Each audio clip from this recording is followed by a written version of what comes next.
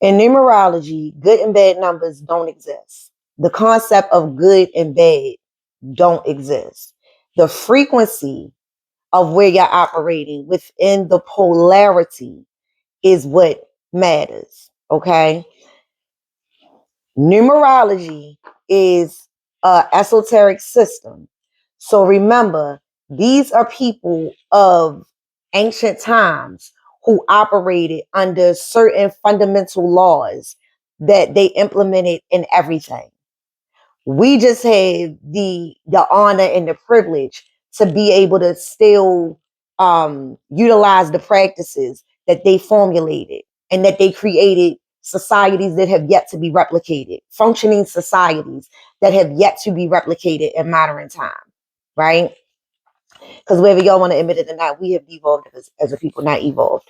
But anyway, so I'm saying that to say, in numerology, there are no good or bad numbers. There's only polarity. Okay. In this specific structure of divination, they implemented Hermetic principles, Hermetic philosophy. Okay. So for people that's like familiar with either teachings of ancient Kemet or the Kabbalion, or the book Coming Forth by Day, then you know about the 7 Hermetic principles. And numerology, number 7, you know, that's a holy number to a lot of people. Some people say it's a lucky number, but you know, 7 is a very important number in any religious context. It's just a very important number. But anyway, you have the 7 Hermetic principles.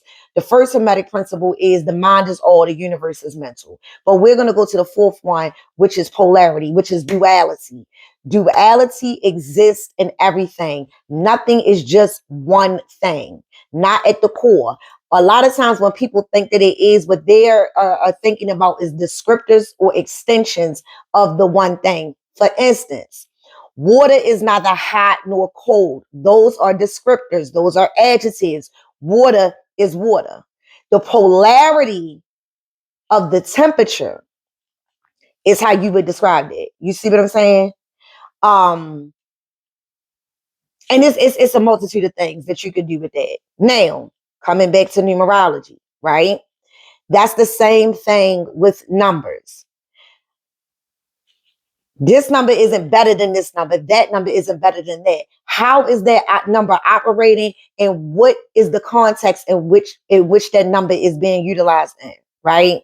So if you want, let's say you the type of person, like I hear girls say, like, I like my man mean. I like my man mean. It's certain numbers he just friendly. That's probably not the best life path number for you. Or there's some people like, I wish they were more communicative. I wish they were more, that's a number 3. You would want somebody that's a number 3. Let's say you like people that are leaders or that know how to get things done. You would probably like a number 4. But you would have to be a person that can deal with a number 4, because a number 4 can be very rigorous. You see what I'm saying? If you are a person where your belief system is very strong to you, you would probably want to be with a number 7. But you better hope your number 7 doesn't sign y'all up for a cult. You see what I'm saying? It's polarities. Are they a balanced 7, or is they off kilter? It matters. The number 9, right? Again, everything has polarity. As above, so below, right? The number 9. 9 is the highest number in numerology. It's from 0 to 9. Some people don't use 0. They just say from 1 to 9. I'm not here to say what's right or wrong. I'm only telling you the proven sciences that I've used, right? So 9 is the highest number. Everything comes back to 9. Yes, they are master numbers, but right now we're not talking about the exceptions to the rules, because what? Exceptions do not make the rules. We're talking about the rules. Numbers 0 through 9. 9 is the highest number. Every other number compound, no matter how large, it gets reduced down to a 9. 9 is ingratiated in every single fracture of what's going on, how we view things, okay? So for instance, like I was saying before, a circle is 360 degrees. That's a 9. A square, the right angles in the corners, they 90. For all 4 of them, that's 360 degrees. That's a 9. Half of a circle is 180 degrees. That's a 9. See how everything comes back down to a 9? So within numerology, even if the number is alone, there's still polarity. You do not have to have a direct opposite number, because the number in itself operates in different polarities, because everything has to have a pair. It's the same thing within the layout of the makeup of the world, right? When you even talking about in the spiritual realm, depending again which teachings you subscribe to, you have the Goetia and you have the angels. Or some people say Goetia, some people say the demons. It's 72 demons for the 72 angels. Some people, because they look at it as allegorical, you feel me? It's just the opposite. But if you take it in the literal, it's still 72 demons for 72 angels. Old teachers would talk about the 72 names of God. 72 is what? It's 9.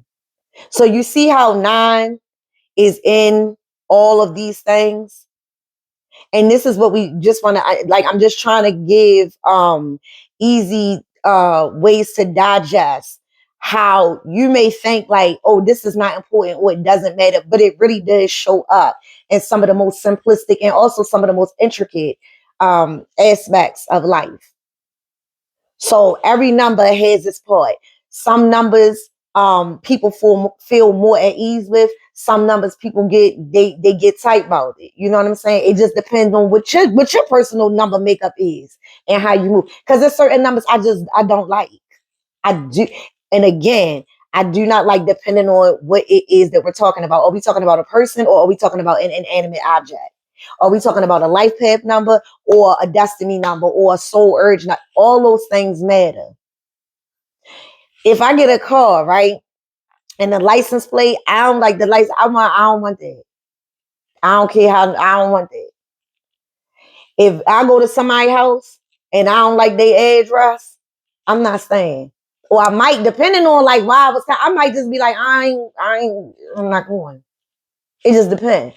Oh, and living at a certain address, oh, that's even more. Like, some of y'all living at the wrong house. That's why you can't get no order.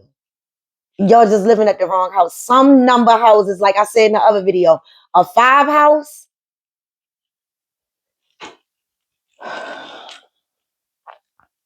it really gets on my nerves.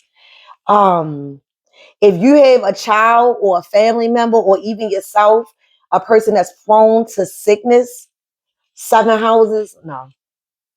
Mm-mm. Mm-mm. If you have a large family that's very active, and you might feel like your children are lazy or your spouse something like, but it's it's a lot of, y'all got a lot of stuff to do, and you have a hard time finding an 8 house would be really good. That's also a good house for entrepreneurs. 8.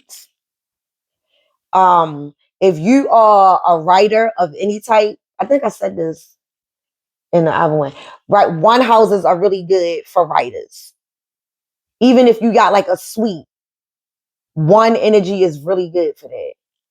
So yeah, this is just to give like some small baby drops to see, so not to see, so that you can just understand how the numbers work. All right, I'm done.